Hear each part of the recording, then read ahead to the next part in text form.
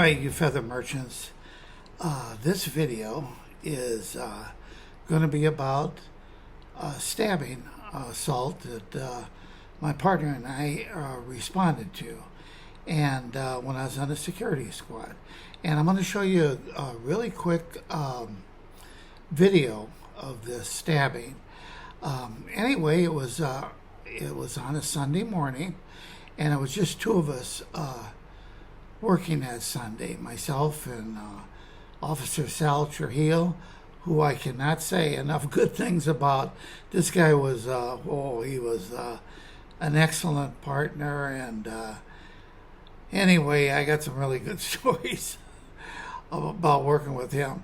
But anyway, we were getting ready to go to the yard, and we didn't know which yard we were going to go to, and Sal focused the camera on B yard, and he's scanning the yard, and he saw the table that the white inmates use, and he zoomed it in, and the one inmate standing at the end of the table facing the camera, he said, hey, I think that guy might be in the hat. He might have a problem out there.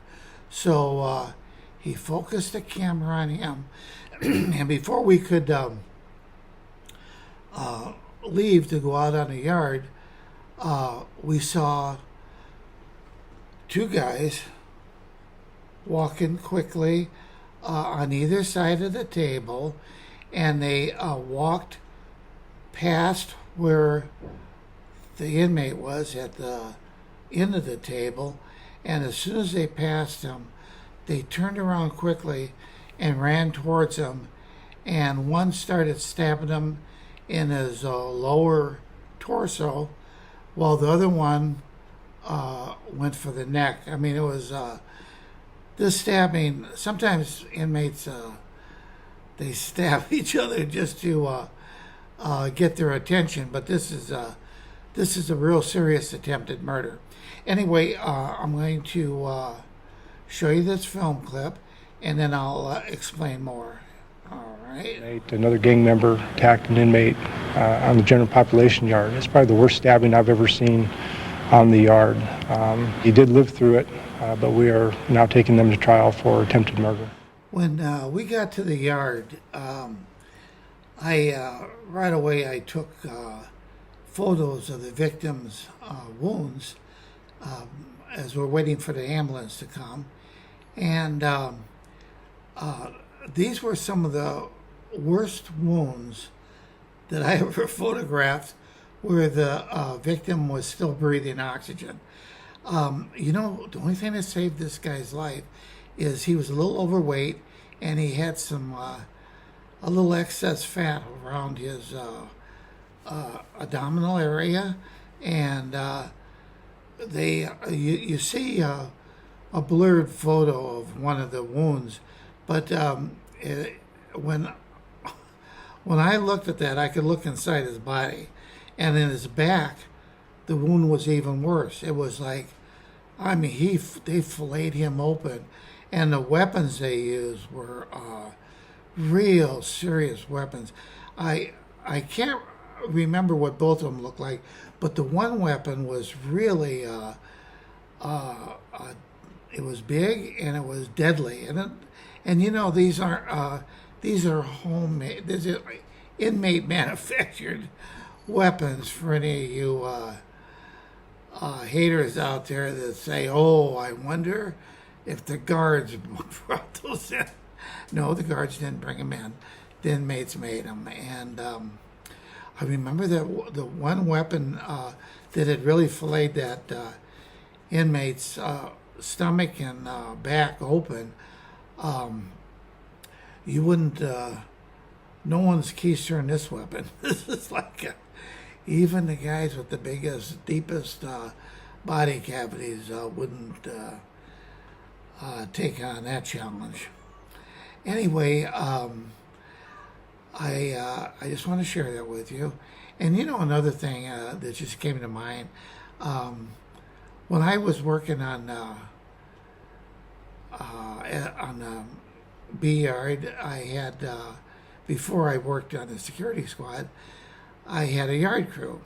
And one of the inmates that was on the yard crew, he actually was a real good worker and never gave me any trouble or anything. And he was getting ready to parole. And I thought, wow, that's good. You know, he's going to go out and do something with his life. And but he showed up the next morning. He's going to parole in about 2 days. He shows up the next morning, and he's got a tattoo on his forehead, which was the penal code for under the influence, 11550, tattooed in big numbers across his forehead. And I thought, and I asked him about it. You know, I said, why would you do something like that? Because you're just going to derail your chances of making it outside. He says, I don't want to make it outside. He says, I'm going on vacation. He says, I live here. And paroling is just a vacation until they catch up with me. So I thought, oh, that's interesting. And I have one more because I don't want to run out of time.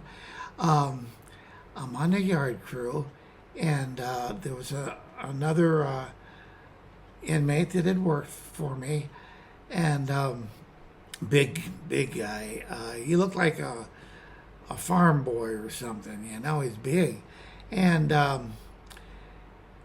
we were alone. I think we were in the back dumping trash or something, but it was just him and I. And he told me, he says, you know, Officer Dagenet, he said, you're like the father I never had. And I thought, it really took me back. I thought, oh, unbelievable. I thought to myself, if I'd have been his dad, he'd never ended up in prison. He'd been in the Marine Corps or something. But anyway, those are just a couple of prison stories I thought I'd share with you guys. And thanks for stopping by. And you guys have a nice day.